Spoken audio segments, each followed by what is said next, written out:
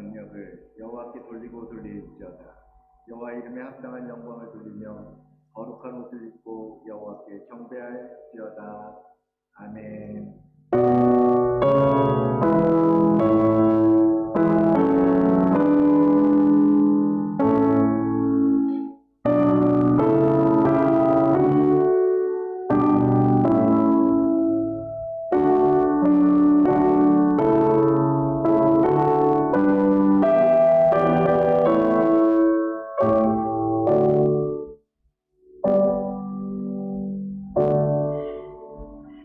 경배를 받으시기에 합당하신 거룩하신 하나님, 영광과 존귀를 받아 주시옵소서.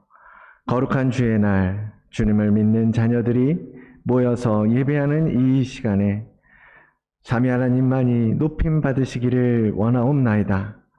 우리 예배를 받으시고 하늘의 생명을 얻는 은혜의 자리가 되도록 임하여 주시옵소서.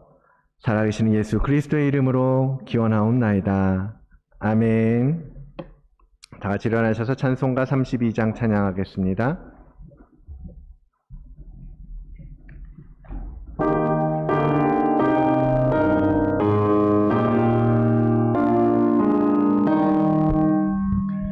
만유의 주제 존귀하신 예수 사람이 되신 하나님 나 사모하여 영원히 섬길 내 영광 되신 주로다. 화려한 동산 무성한 저수목 아름답고 묘하나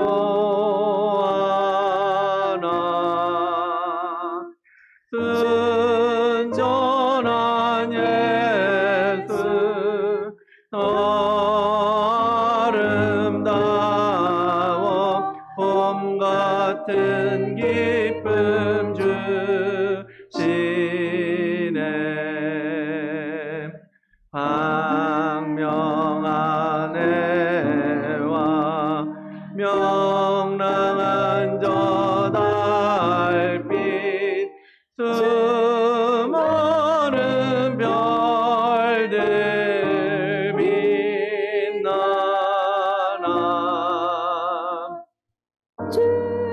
예수 빛은 더 찬란하여 참 비교할 수 없도다.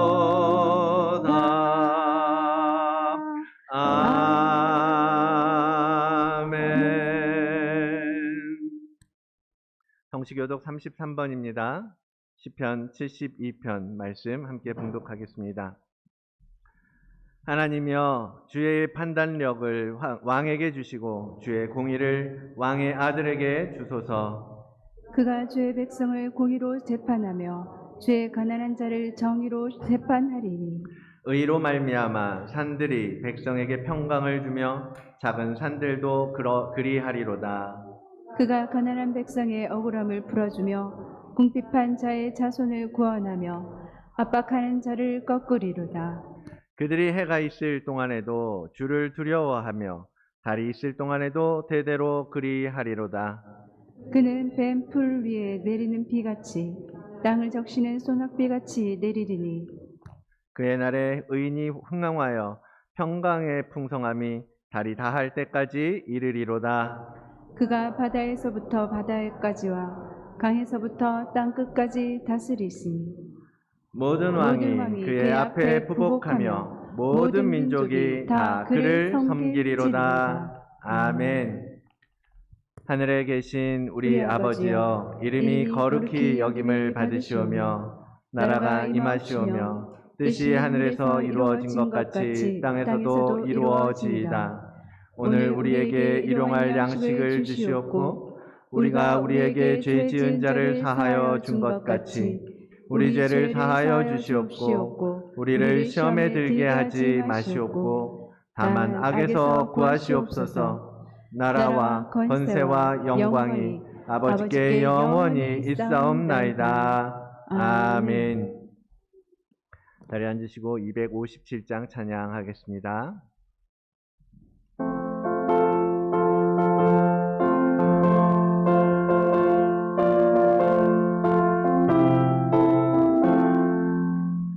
마음에 가득한 의심을 깨치고 지극히와 평안 마음으로 찬송을 부르면 어린 양 예수의 그 피로 속죄함 얻었네.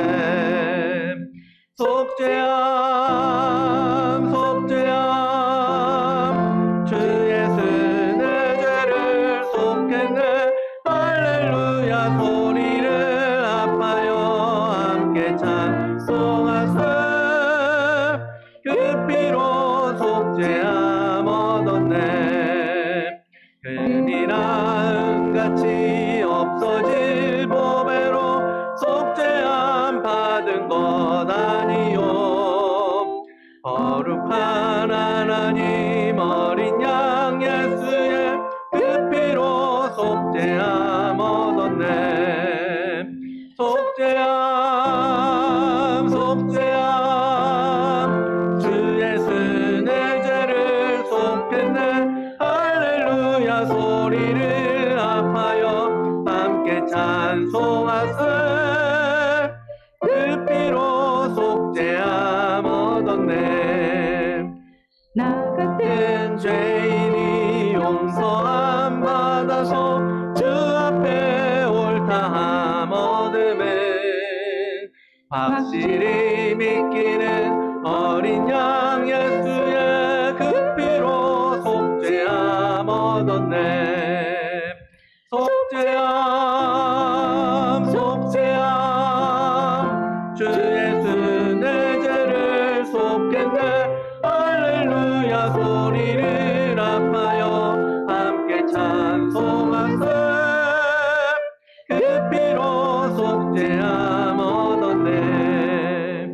거룩한 천국에 올라간 후에도 넘치는 은혜의 찬송을 기쁘게 부르는 어린 양 예수의 그 피로 속죄함 얻었네.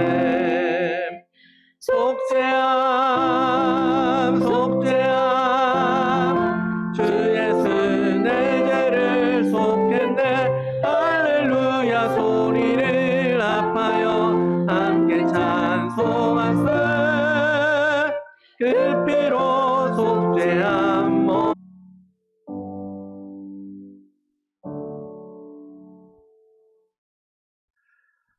오늘 하나님 주시는 말씀 함께 보겠습니다. 여호수아서입니다. 여호수아서 5장 2절로 9절까지의 말씀입니다. 여호수아서 5장 2절로 9절까지의 말씀입니다. 다 같이 일어나셔서 하나님의 말씀 함께 받도록 하겠습니다. 함께 읽겠습니다. 그때 여호와께서 여호수아에게 이르시되 너는 부싯돌로 칼을 만들어 이스라엘 자손들에게 다시 할례를 행하라 하시매 여호수아가 부싯돌로 칼을 만들어 할례산에서 이스라엘 자손들에게 할례를 행하니라. 여호수아가 할례를 시행한 까닭은 이것이니 애굽에서 나온 모든 백성 중 남자 곧 모든 군사는 애굽에서 나온 후 광야길에서 죽었는데 그 나온 백성은 다 할례를 받았으나 다만 애굽에서 나온 후 광야길에서 난 자는 할례를 받지 못하였습니다. 이스라엘 자손들이 여호와의 음성을 청종하지 아니하므로 여호와께서 그들에게 대하여 맹세하사 그들의 조상들에게 맹세하여 우리에게 주리라고 하신 땅 곧 젖과 꿀이 흐르는 땅을 그들이 보지 못하게 하리라 하시매 애굽에서 나온 족속 곧 군사들이 다 멸절하기까지 40년 동안을 광야에서 헤매었더니 그들의 대를 잇게 하신 이 자손에게 여호수아가 할례를 행하였으니 길에서는 그들에게 할례를 행하지 못하였으므로 할례 없는 자가 되었음이었더라. 또 그 모든 백성에게 할례 행하기를 마침에 백성이 진중 각 처소에 머물며 낫기를 기다릴 때에 여호와께서 여호수아에게 이르시되 내가 오늘 애굽의 수치를 너희에게서 떠나가게 하였다 하셨으므로 그곳 이름을 오늘까지 길갈이라 하였느니라. 아멘. 하나님의 말씀입니다. 앉으시고요. 잠깐 기도하겠습니다. 주님, 감사합니다. 오늘도 우리를 사랑하셔서 거룩한 주님의 지성소에서 우리를 만나길 원하시는 하나님 앞에 무릎 꿇고 겸손하게 설 수 있도록 인도하여 주시니 감사합니다. 주님, 이 시간 주님께서 말씀하시는 거룩한 하나님의 말씀을 듣기를 원합니다. 주님, 우리의 무지함을 깨워주시고 그 말씀을 듣고 우리의 삶에 적용할 수 있는 힘을 주셔서 이제는 변화된 삶으로 하나님 앞에 서는 자들 되게 인도하여 주시옵소서. 전하는 저의 입술을 주장하여 주시고 선포되어지는 말씀이 땅에 떨어지지 아니하도록 주께서 역사하여 주시옵기를 간절히 바라오며 이 모든 말씀 예수 그리스도의 이름으로 기도드리옵나이다. 아멘. 거룩하신 주 예수 그리스도의 은혜와 아버지 하나님의 그 다함없는 그 은총이 또 이번 주 한 주간 사시고 힘을 얻고 하나님 앞에서 위로를 받고 또 굳세게 서기를 원하여 나오신 여러분들과 여러분들의 가정 위에 충만하기를 주의 이름으로 축원을 드립니다. 지난주에는 우리가 가나안 땅으로 가기 위해서 그 앞에 놓인 어디였죠? 요단강, 그죠? 요단강을 건너는 이스라엘 백성들과 제사장들을 통하여 하나님의 말씀을 생각해 보았습니다. 하나님께서는 그들을 앞서 가시면서 그들의 길을 열어주시고 또한 또 그 하나님의 명령 앞에 믿음으로 순종하는 그들을 통하여서 하나님의 계획을 완성해 가시는 것을 우리가 말씀을 통해서 볼 수 있었는데요. 그 순종이라는 것은 우리 그리스도인으로서 살아가는 여러분들 그리고 우리 모두에게 있어서 실행 버튼과 같다라는 생각을 해봅니다. 무슨 일이든지 하나님께서 역사하실 때 하나님의 역사는 우리가 순종이라고 하는 버튼을 누를 때, 즉 우리가 순종으로서 실질적으로 움직이고 행동할 때에 작동이 시작되기 때문입니다.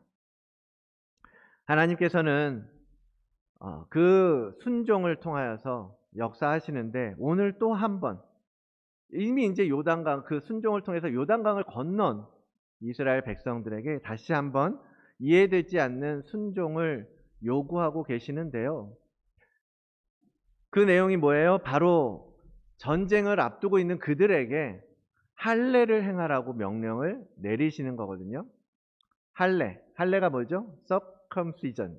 발음 정말 circumcision. 네.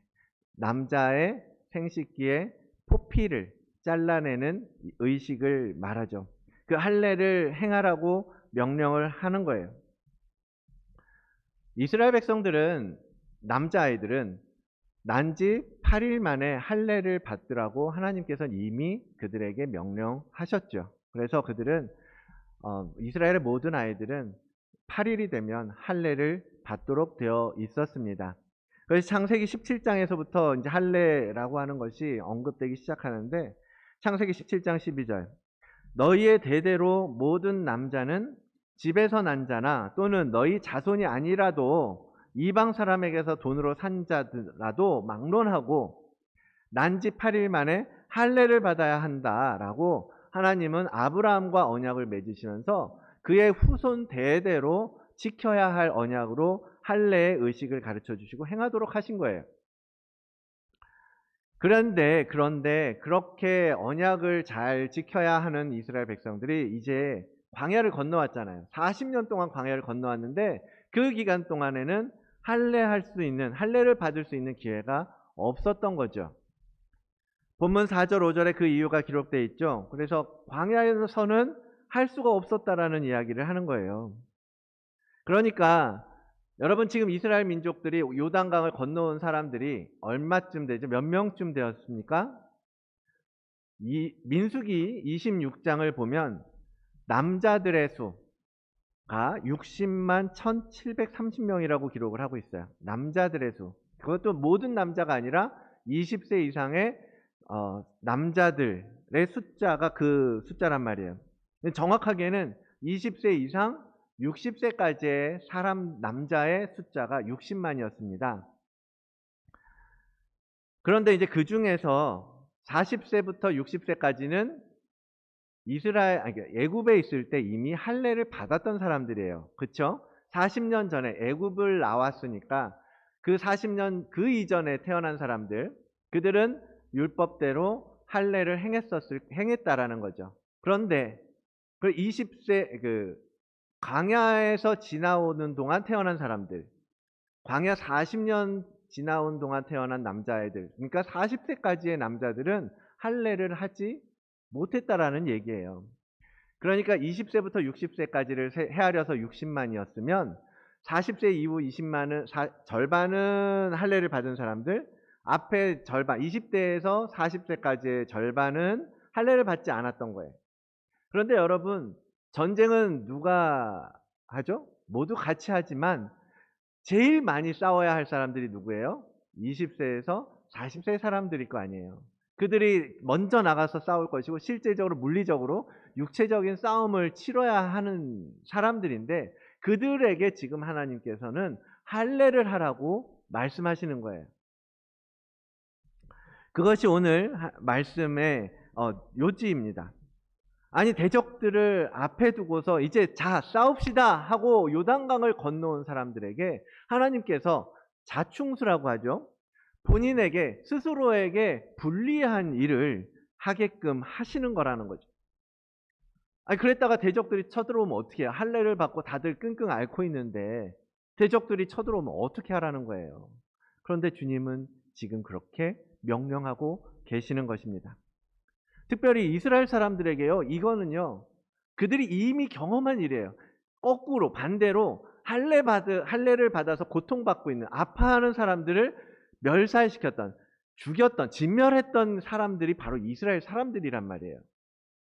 여러분, 창세기 34장에 나오는 얘기인데, 이스라엘의 야곱의 아들들이 이제 살고 있는 건너오고 있는데, 야곱의 딸 디나를 누가 강간하잖아요. 하몰의 아들 세겜, 그리고 세겜족 사람들이 디나를 강간한단 말이에요. 그러고서 그 강간하고 나니까 그 사람이 예뻤는지 사랑하게 되었고, 그래서 그 딸을 나에게 주십사 하고 야곱에게 세겜이 찾아옵니다. 그때 야곱과 이스라엘 그 형제들은 강간을 당하는 것 자체가 죄악된 일이고 용납할 수 없는 일이었는데, 그들과 당장 맞서는 것이 아니라 어떻게 해요? 좋다. 너희가 우리 동생을 원하느냐? 디나를 데려가기를 원하느냐? 그러면 우리는 이스라엘 사람들이고 하나님을 믿는 사람들이라 할례하지 않은 사람들하고는 결혼할 수가 없어. 그러니까 너가 정말 원하면 너희 남자들 다 할례를 받고 와. 그러면 너희도 우리와 똑같은 하나님의 백성으로 인정해주고, 그래서 내 동생도 너희에게 주고, 또 우리가 함께 사돈 맺고 그렇게 하는 걸로 하자. 그렇게 이제 제안을 한 거예요, 야곱의 아들들이. 그랬더니 하몰의 아들 세겜이 어떻게 돼요? 당장 가서, 너무너무 디나를 사랑했던 모양, 당장 가서 모든 남자들을 모아다가, 자, 우리가 할례를 받으면 이스라엘 사람들과 하나가 되고 그들이 가지고 있는 재산도 다 우리 것이 되는 거야. 그러니까 우리 지금 당장 할례를 받고 우리 디나를 데려오자, 정략적인 결혼을 하자라고 해서 모두가 그 세겜족의 모든 남자들이 할례를 행하게 되죠. 그러고서 이제 다들 낑낑 이제 생사를 잘라냈으니까 낑낑 앓고 있을 때 이제 시므온과 레위가 가서 동생을 강간했던 그들을 몰살시키는 장면이 창세기 34장에 있잖아요. 34장 25절. 제3일에 아직 그들이 아파할 때에 야곱의 두 아들 디나의 오라버니인 시므온과 레위가 각각 칼을 가지고 가서 몰래 그 성읍을 기습하여 그 모든 남자들을 죽였다라고 기록하고 있습니다. 여러분, 그러한 역사를 지나온 이스라엘 민족들이 지금 가나안 땅 앞에서 대적들을 마주하고 있는 상황에서 우리가 할례를 행하라고? 이런 역사가 생각이 났을 거 아니에요. 기억하고 있을 거 아니에요. 그때 그들이 쳐들어가서 몰살시켰던 세겜 족장의 히스토리를 거꾸로 우리가 지금 하라고? 그런 명령인 거예요. 그런데 이 하나님의 말씀이 얼마나 어떤 위험을 불러올지, 정말 우리가 몰살당할 수도 있는 위험을 불러올 수 있다는 것을, 그런 두려움을 이스라엘 백성들은 갖고 있지 않았겠습니까? 또한 상식적으로도 그렇잖아요. 이제 전쟁하겠다고 건너와서 전쟁터 앞에 딱 섰는데 뭘 해야 되겠어요?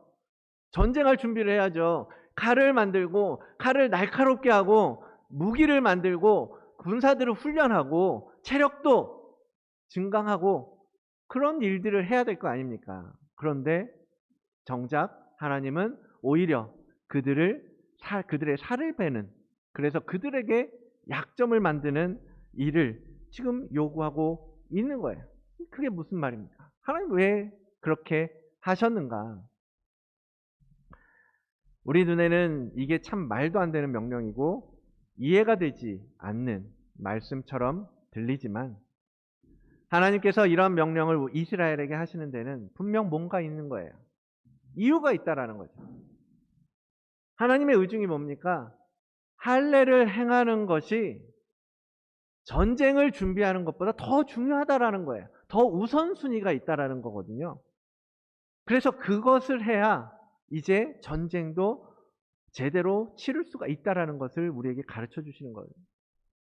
이 할례 안에 어떤 면에서 그러한 모습이 있는지 오늘 세 가지 관점에서 생각해 볼 수 있는데요. 먼저 하나님에게 있어서 할례라는 것은 무슨 의미입니까? 이 할례는 하나님께 관계의 표식이라고 말씀하세요. 너는 내 백성이고 나는 너의 하나님이 되는 것이다. 그것을 상징하는 것, 그 하나님과 이스라엘의 관계를 규정하는 표징이 할례였던 거예요. 창세기 17장에 계속해서 나오는 말씀에 너희 중 남자는 다 할례를 받으라. 이것이 나와 너희와 너희 후손 사이에 지킬 내 언약이다. 너희는 포피를 베어라. 이것이 나와 너희 사이에 언약의 표징이 되는 것이다. 라고 하나님은 가르쳐주고 계세요. 아브라함과 지금 언약을 맺으시면서 하나님께서 오케이, 내가 이제 너하고 언약을 맺을 건데 그것을 확인하기 위해서, 그리고 너와 너의 후손들이 이 언약 관계 안에 있다라는 것을 확인하기 위해서 이제는 그것을 위해 할례를 행해라 라고 하셨던 겁니다. 이 표식을 통해서, 이 할례를 통해서 어떤 한 사람, 내가 하나님의 언약 백성인지 아닌지 그것을 구별하시겠다라는 거죠. 할례는 이처럼 하나님과 우리 사이의 관계를 규정하는 중요한 표징이었기 때문에 지금 가나안과의 전쟁을 앞두고 있는 이스라엘과 하나님 사이에서도 확인해야 하는, 그리고 반드시 이루어져야 할 일이었다라는 거예요. 마치 우리가 요즘 지금 이제 그것이 다 풀렸지만 백신 증명서가 있어야 외국에 나갈 수 있고 그런 어디 들어갈 수 있고 이랬던 것처럼, 이것이 마치 증명서처럼 오케이, 내가 이 전쟁 가운데 개입할 것이고 이 전쟁을 통하여서 너희에게 승리를 줄 것인데 너희가 나의 백성이라는 것을 지금 보여줘야 돼. 너희가 나의 백성이라는 것을 할례를 통해서 규정을 해줘야 된다라는 것이죠. 그래서 지금이라도 그 표징을 만드는 기회를 하나님은 주시고자 하는 것입니다. 하나님께서는 이러한 할례를 통해서 택하신 백성과 택함 받지 못한 이방 민족을 구별하는 도구로 사용하신 거예요. 그래서 할례에는요, 구별됨의 의미가 담겨 있습니다. 거룩함, 구별됨, 세상과 다름, 세상으로부터 불러내어서 하나님의 자녀로, 하나님의 택하신 백성으로 구별하시는 것이 바로 이 할례 안에 담겨 있다라는 거죠. 이런 이유로 이스라엘은 전쟁의 코앞에서일지라도 가나안 족속과는 구별되는 표징으로서 할례를 행해야 했던 것입니다. 그것이 첫 번째 이유고요. 할례를 명령하는 두 번째 이유는요, 정결화를 위한 작업이에요. 정결화. 오늘 본문 9절에 보면, 본문 9절을 보시면 여호와께서 여호수아에게 이르시되 내가 오늘 애굽의 수치를 너희에게서 떠나가게 하였다 하셨으므로 그곳 이름을 오늘까지 길갈이라 하느니라. 모든 백성이 할례를 행함으로써 어떤 일이 생겨요? 애굽에서부터 우리를 올가매고 있던 그 모든 수치가 떠나가게 하신다라는 거예요. 하나님께서는 이제까지 질질 끌고 왔던 애굽에서의 그 포로였던, 노예였던, 그러한 묶였던 수치, 모욕, 그 고통들을 싹 벗겨내고 떠나가게 하신 것이 이 할례에 담긴 의미라는 것입니다. 이 말은 무슨 말이냐면 애굽에서에 있었던 이스라엘 백성들의 노예로서의 존재적 정체성, 옛 사람, 옛 자아, 옛 체질, 옛 신분, 이 모든 것, 우리의 과거에 뒤집어 쓰고 있었던 그 모든 것으로부터, 그 모든 묶임으로부터 풀려났다, 깨어졌다, 벗겨졌다라고 선언하는 것. 하나님의 백성이 되는 할례 표징을 행함으로써 그것이 이루어지게 된다라는 것을 하나님께서는 우리에게 가르쳐 주시는 것입니다. 할례는 나의 과거, 나의 옛 자아를 잘라내는 작업이에요. 내 살을 베어내는 거잖아요. 그동안에 죄와 어둠과 탐욕이 지배하고 억누르고 있던 나의 옛사람의 살을 잘라내는 것이 할례입니다. 여자분들이 군대 얘기 싫어하시지만 잠깐 하면, 사실 저도 군대 얘기할 입장은 아닙니다만, 어쨌든 한국에서 이제 군대를 가면 그 신병 소집을 받으면 제일 처음에 어디로 가죠? 신병교육대 가요. 신병교육대. 신병교육대라 이제 새로 이제 군이 되는 사람들을 특별하게 훈련하는 신병교육대에서 4주, 6주 정도 훈련을 받는데요. 저는 거기서 이 기초적인 훈련으로 받는데 거기서 그 신병교육대의 핵심 목표를 저는 이거라고 생각을 해요. 민간인의 옷을 벗기고 군인의 옷을 입히는 작업. 그것을 신병교육대에서 한다라고 저는 생각을 합니다. 뭐 그 6주 동안 사람이 사실 군인이 되겠어요? 살 바뀌겠어요? 그러나 그 기간을 통해서 이제 너희는 더 이상 민간인이 아니고 이제는 군인으로서 이제는 바뀌어지는 것. 거기에 목표를 두고 초점을 맞추고 가르치는 곳이 신병교육대가 아닌가라는 거죠. 그래서요.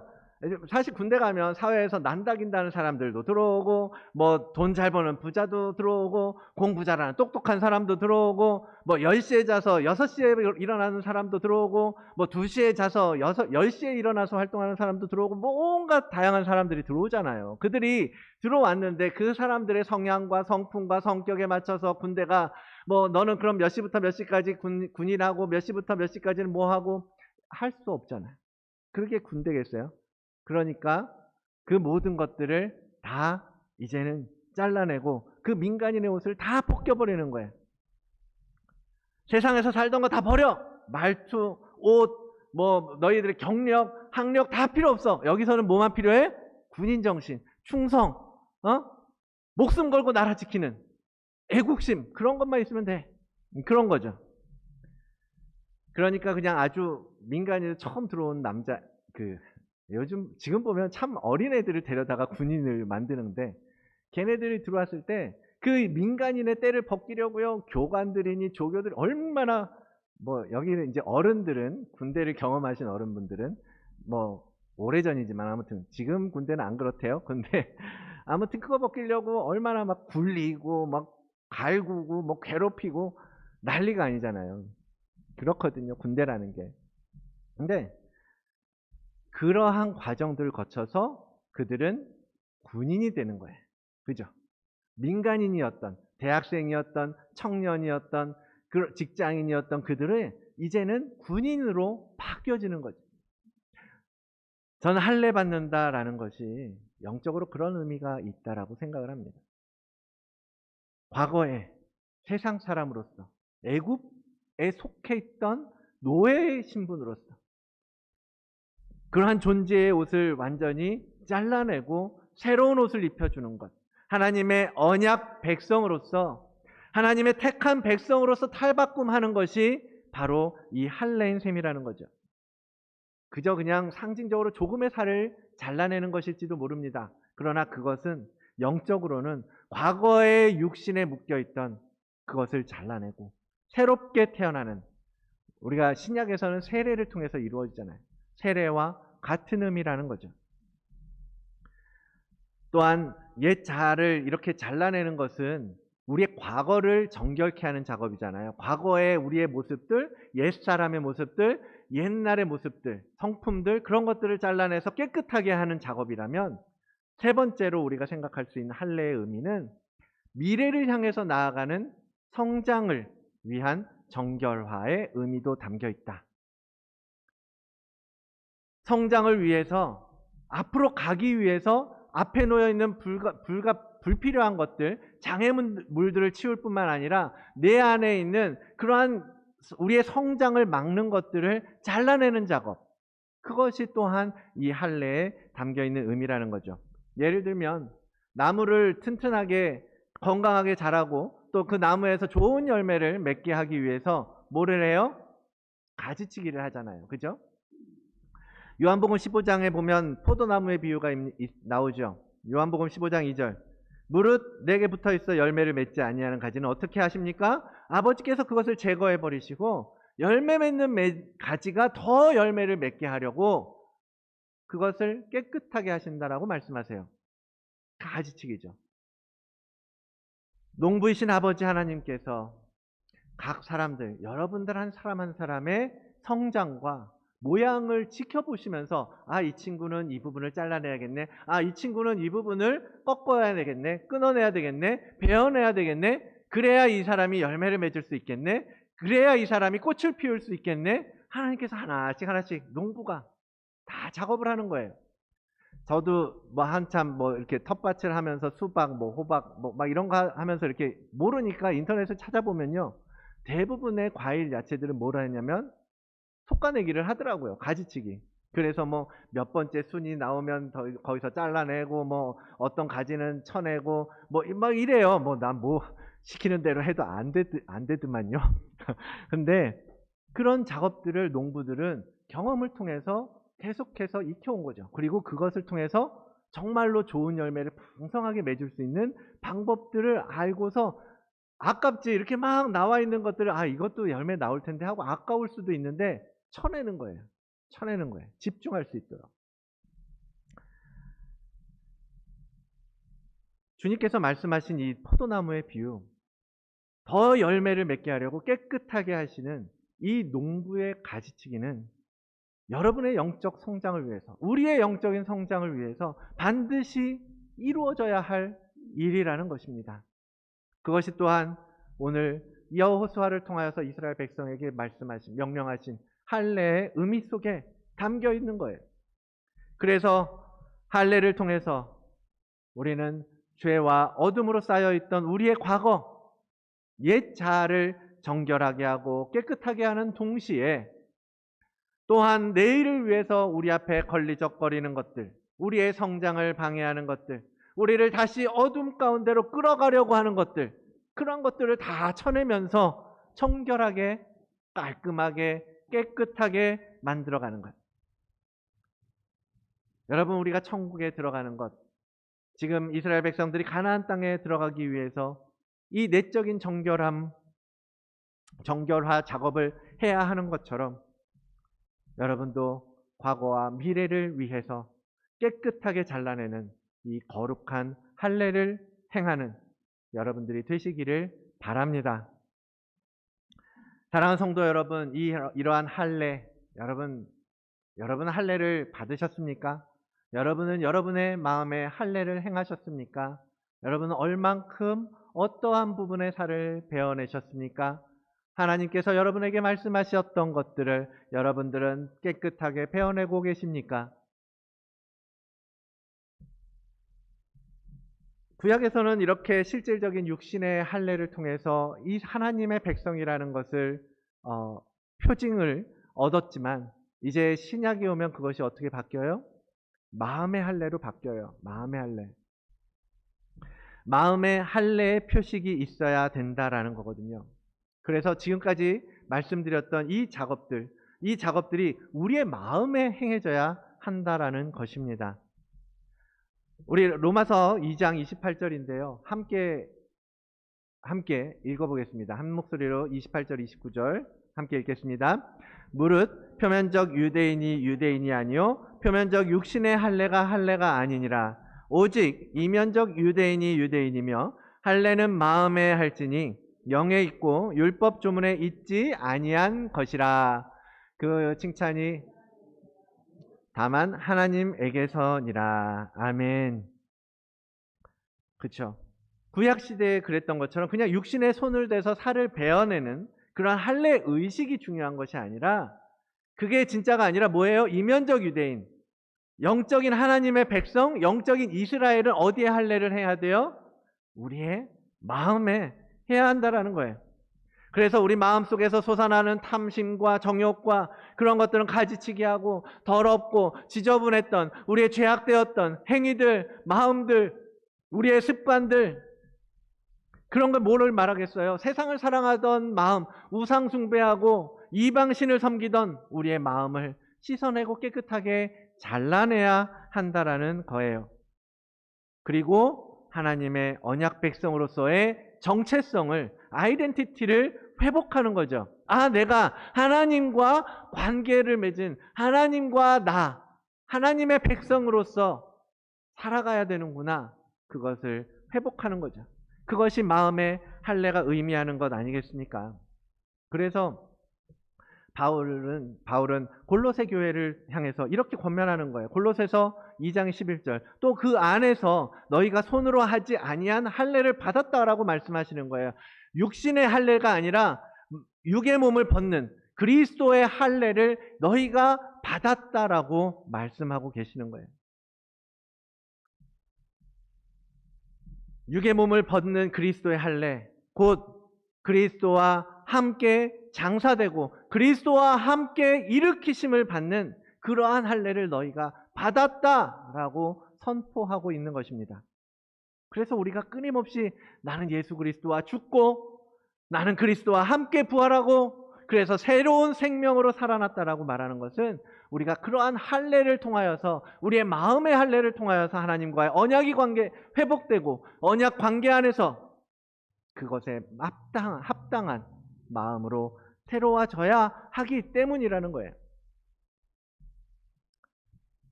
이 모든 마음의 할례를 도우시고 이루시는 분은 바로 예수 그리스도이십니다.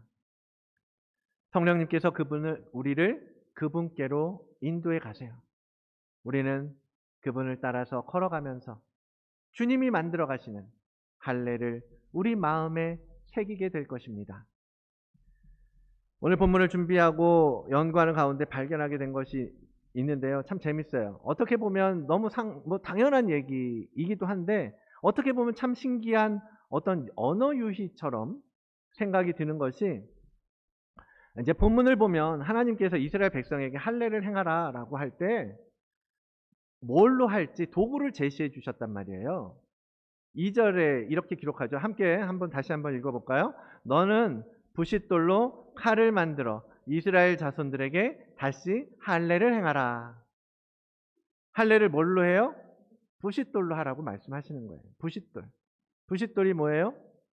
왜 부싯돌로 번역을 했는지는 잘 모르겠지만 영어로 보니까 플린트 나이프라고 돼 있어요. 플린트 나이프. 정확하게 저는 영어를 못해서 보니까 석기 시대에 이렇게 돌로 만든 칼, 이렇게 작게 만든 돌칼을 플린트 나이프라고 한다고 그래요.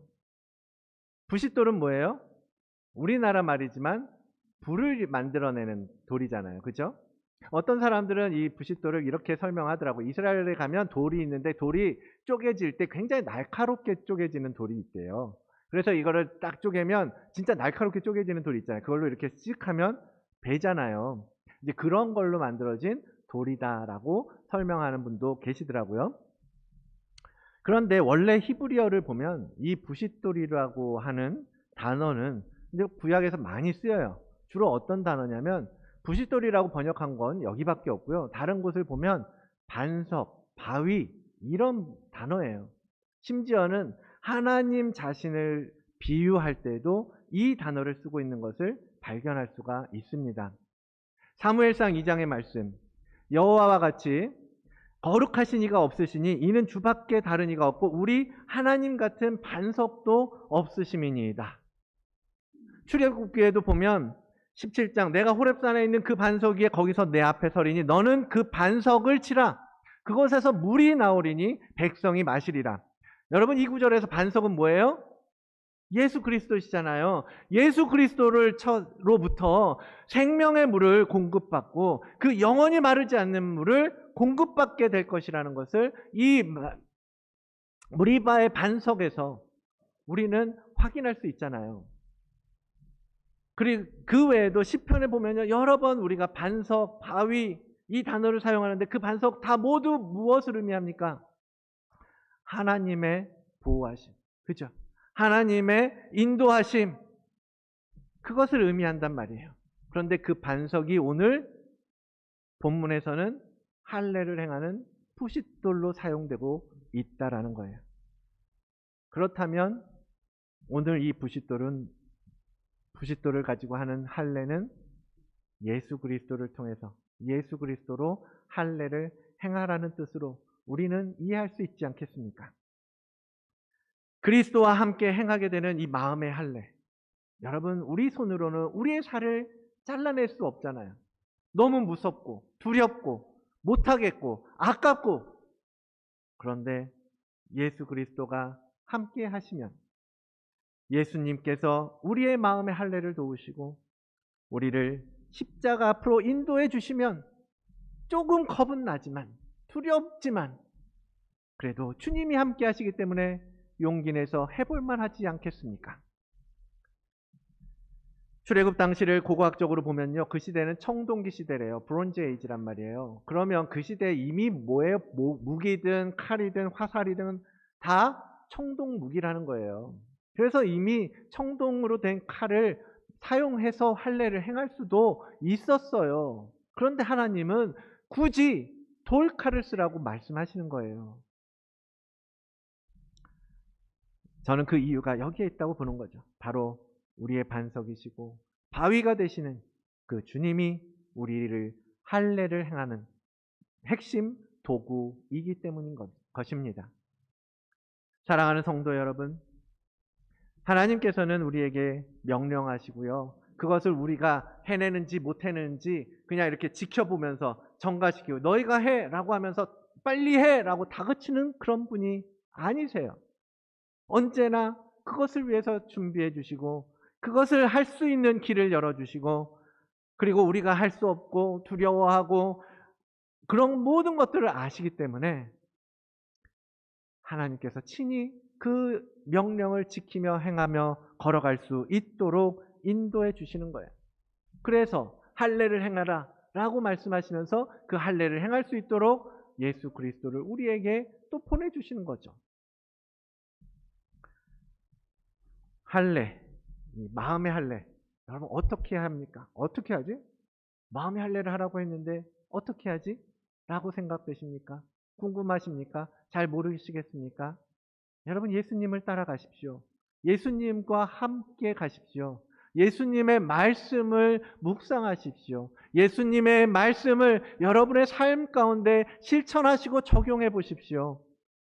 그러한 가운데 여러분의 잘라내야 할 옛날의 성품들, 그리고 여러분의 성장을 위해서 꺾어내야 할, 가지쳐야 될 부분들, 그런 부분들을 조금씩 잘라내지고 꺾어져 가고 없어져 가고 사라져 가고 그분의 어느덧 예수 그리스도의 성품을 닮은 새 살이 올라와 예수님의 형상을 닮아가게 되는 것입니다. 여러분, 거창하게 뭘 한꺼번에 확 잘라내서 한 번에 확 변할 거라는 기대하기보다는요, 가장 작은 일, 여러분이 할 수 있는 작은 일부터요, 여러분의 방식을 버리고 여러분의 고집을 버리시고 예수님의 방식을 따라가십시오. 그분이 보여주셨던 겸손과 온유함을 배우시고 그분의 말씀을 되새기시고 실천하는 거예요. 이스라엘 백성들이 이렇게 전쟁을 앞두고서 이해되지 않는 명령, 할례를 행하라고 하는 그 하나님의 뜻을 온전하게 신뢰하지 않았다면, 그래서 전쟁을 준비하고, 아니 도대체 지금 무슨 칼을 베라고 그래, 전쟁 준비하고 열심히 훈련하고 그렇게 해서 가나안 정복 전쟁에 들어갔다면 그들은 그 가나안 족속들의 강력한 힘에 부딪혀서 모두 그 문턱에서 쓰러지고 말았을 거예요. 그러나 하나님을 신뢰하였고 그 믿음 위에서 온전한 순종으로 응답하였고 모두가 하나님의 뜻을 따라갔기 때문에 가나안 정복도 순조롭게 완성될 수 있었던 것 아니겠습니까? 우리 안에 잘라내야 할 살들이 얼마나 많아요. 할례가 이루어져야 되는 것, 가지치기를 해야 될 성격, 성품, 습관, 뭐 얼마나 많아요. 여러분, 언제까지 그것과 싸우면서 올해도 똑같은 문제를 놓고 기도하면서 똑같은 문제 때문에 씨름하면서 가시겠습니까? 언제 그것들 다 잘라내고 정말 아름다운 풍성한 열매를 맺어내시겠습니까? 예수 그리스도를 주로 고백하는 여러분들 아니세요? 그렇다면 이제는 예수 그리스도와 함께 십자가에 올라서시고 여러분의 마음에 할례를 행하시기를 원합니다. 이제 이번 주 수요일에 제 수요일이라 그래서 사순절이 시작이 돼요. 사순절을 맞아서 가피풀에서 우리 교회를 위해서 특별하게 프로그램을 또 만들었더라고요. 그래서 준비해 왔습니다. 거기에 참여하려고 하는데요. 사순절을 이제 성경 읽기를 이제 시작을 할 거거든요. 여러분, 그런 프로그램들을요, 따라오는 것, 거기서부터 여러분의 할례가 시작되는 거예요. 주님의 말씀으로 나의 고집과 욕심, 나의 방법들, 그것들을 잘라내는 마음의 할례. 그것을 위해서 이 사순절 기간 정말로 주님을 더욱더 묵상하시고 주님의 말씀에 귀를 기울여 보는 거예요. 그리고 정말로 주님이 원하시는 그런 준비된 군사, 가나안 땅에 들어가기에 합당한 하나님의 택한 백성의 모습을 빚어가시는 우리 여러분들 되시기를 주의 이름으로 축원을 드립니다. 오늘 시편의 말씀으로 고백하면서 마치기를 원하는데요. 시편 62편의 말씀입니다. 시편 62편 5절로 8절까지의 말씀, 우리 함께 한 목소리로 읽겠습니다. 나의 영혼아, 잠잠히 하나님만 바라라. 무릇 나의 소망이 그로부터 나오는도다. 오직 그만이 나의 반석이시오 나의 구원이시오 나의 요새이시니 내가 흔들리지 아니하리로다. 나의 구원과 영광이 하나님께 있으며 내 힘의 반석과 피난처도 하나님께 있도다. 백성들아, 시시로 그를 의지하고 그의 앞에 마음을 투하라. 하나님은 우리의 피난처시로다. 아멘. 하나님의 말씀입니다. 아버지, 모두 벗어버리고 나아갈 수 있도록 도와주시옵소서. 아버지를 의지하면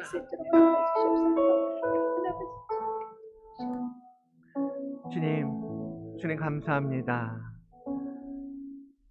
우리가 할 수 있는 일들은 없었지만 예수 그리스도를 통하여서 이제는 우리가 할 수 있음을 믿습니다. 믿음으로 선포합니다. 이제 우리 안에 모든 더러운 것들, 아버지는 과거에 묶여 있었던 것들, 하나님 아버지 미래를 향하여 가고 있는 우리의 발목을 붙잡는 모든 악하고 더러운 성품과 아버지는 우리의 정욕과 탐심들을 예수 그리스도의 이름으로 잘라내어 주시옵소서. 그리하여 새로운 자들로 하나님의 거룩한 전쟁을 수행하는 영적 군사로서 아버지 하나님 세워져가는 저희들 될 수 있도록 인도하여 주시옵소서. 모두가 주 앞에서 하나님 아버지 함께 가나안 땅에 들어가야 합니다. 주님, 하나님 나라를 향하여서 함께 걸어가기를 원합니다. 이 다드림 교회, 주님께서 세우신 이 교회의 모든 주님의 자녀들을 하나님 아버지 기억하여 주시고 붙들어 주시고 이제 두려움으로 주님 앞에 설 때에 하나님 아버지께서 모든 아버지 하나님의 할례를 행하여 주시옵소서. 아버지 하나님 믿음으로 선포하며 나아갑니다. 감사드리며 예수 그리스도 이름으로 기도드리옵나이다. 아멘. 전능하사 천지를 만드신 하나님 아버지를 내가 믿사오며 그 외아들 우리 주 예수 그리스도를 믿사오니 이는 성령으로 잉태하사 동정녀 마리아에게 나시고 본디오 빌라도에게 고난을 받으사 십자가에 못 박혀 죽으시고 장사한 지 사흘 만에 죽은 자 가운데서 다시 살아나시며 하늘에 오르사 전능하신 하나님 우편에 앉아 계시다가 저리로서 산 자와 죽은 자를 심판하러 오시리라. 성령을 믿사오며 거룩한 공회와 성도가 서로 교통하는 것과 죄를 사하여 주시는 것과 몸이 다시 사는 것과 영원히 사는 것을 믿사옵나이다. 아멘. 아멘. 다 같이 일어나셔서 찬송가 420장 찬양하겠습니다.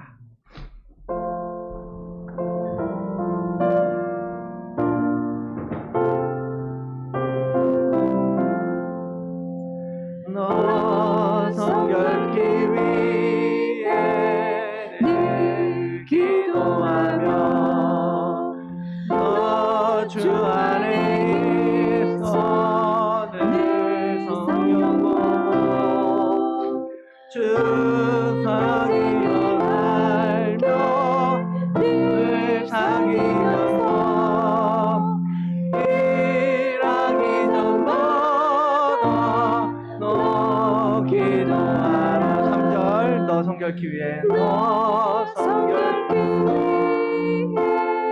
주 따라가고 일 다급하여도 당황치 말고 참 즐거울 때나 또 슬플 때나 너 주님만 믿고 늘 따라가라. 3절까지만 하겠습니다. 기도하겠습니다. 주님 감사합니다.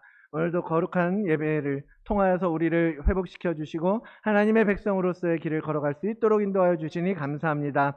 이제 그 길을 따라 걸어가는 저희들에게 하나님께서 더 큰 은혜로 하나님 우리를 덮어 주셔서 그 길을 정말 잘 감당할 수 있도록 인도하여 주시기를 간절히 원합니다. 또한 한 주일 동안 주님 우리에게 우리의 삶을 주관하여 주시고 우리를 이 악한 세상 가운데서 보호하여 주신 것에 감사하여 또한 우리에게 주신 것을 주님의 것이라고 고백하며 드립니다. 하나님 그것을 통하여서 거룩한 하나님의 나라를 하나님 위하여 하나님 귀하게 사용하여 주시고 드리는 모든 자들에게 하나님 아버지 그 마음을 받아 주셔서 그 가정과 그 일터와 그들의 삶이 더욱더 풍성함으로 하나님께서 형통케 하시는 은혜를 누릴 수 있는 모두가 되게 인도하여 주시옵소서. 감사드리며 예수 그리스도의 이름으로 기도드리옵나이다.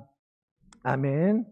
이제는 우리의 반석이 되시는 예수 그리스도의 그 한없는 은혜와 그 아들을 통하여 우리를 택하여 부르시고 복 주시기를 원하시는 아버지 하나님의 다함없는 사랑하심과 우리 안에 계시며 우리를 주께로 인도하시는 성령님의 감동 감화하심의 역사가 오늘 주신 거룩한 말씀 앞에서 우리의 옛 자아의 살을 잘라내고 정결함을 회복하고 온전한 열매를 맺기를 사모하며 갈망하는 다드림 교회의 모든 성도들과 또한 함께 예배하는 거룩한 주의 자녀들 머리 위에 그리고 그들의 가정 위에 그들의 일터 위에 우리가 살아가고 있는 이 땅 호주와 우리의 조 대한민국 위에 이제로부터 영원히 함께 있을지어다. 아멘.